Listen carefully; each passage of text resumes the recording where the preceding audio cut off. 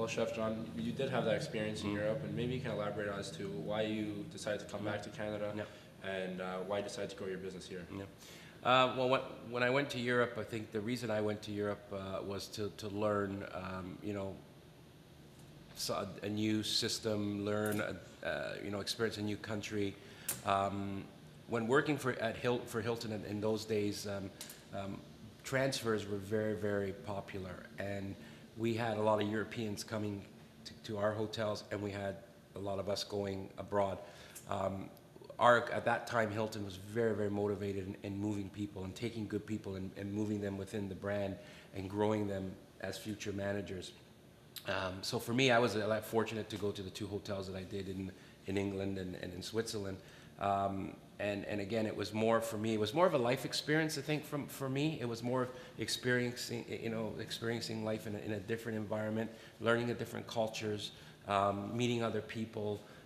And as you know, in this business, a lot of your friends become people that you work with because we work so many hours. We're always in either the hotel, the restaurant, or your office. So your friends become the people that you work with. I ended up coming back because I met my wife. I met my wife in London. My wife was working in housekeeping at the London Hilton. And we basically traveled together. We both went to Switzerland together. And at that time, we decided to settle down. But when we both started talking about, do I stay in Germany? Because my wife is from Germany. Do I stay in Germany? Do we come back to Canada?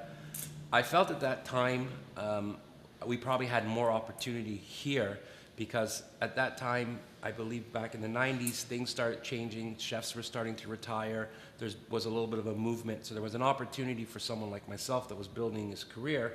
There was an opportunity for me to start growing within the company. So we ended up making the decision to come back. And the great thing is that my wife ended up coming back and working for Hilton here at the airport.